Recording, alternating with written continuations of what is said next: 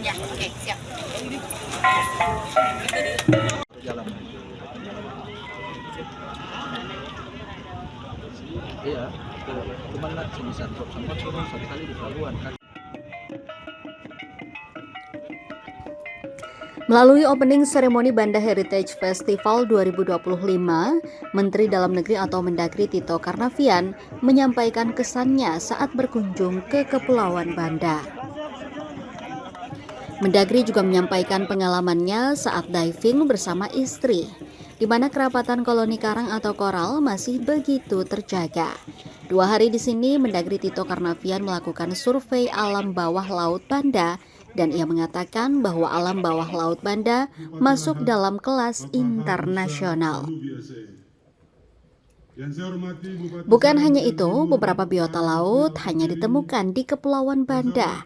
Air-air jernih masih bisa terlihat dengan jarak puluhan meter dari kedalaman laut. Menurut Tito, Banda memiliki kekayaan yang melimpah ruah. Alamnya yang kaya dan indah menandingi destinasi wisata internasional Maldives, di mana dikatakan titik tertinggi Maldives hanyalah 2 meter.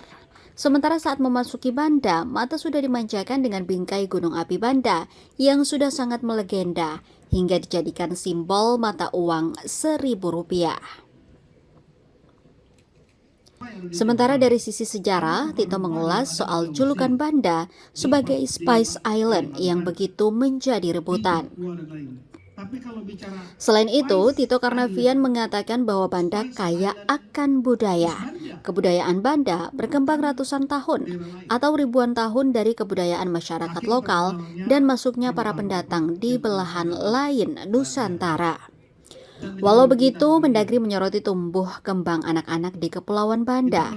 Ia bertanya-tanya, di Banda ikan begitu berlimpah, namun daya tumbuh kembang fisik anak-anak tidak sesuai umur mereka. Ia mengatakan bahwa masalah ini perlu dibicaki sesegera mungkin karena anak-anak adalah generasi penerus bangsa yang patut diperhatikan. Direnovasi dan lain-lain. Jarang saya temukan itu. Yang ketiga, kita juga tahu bahwa Banda kaya.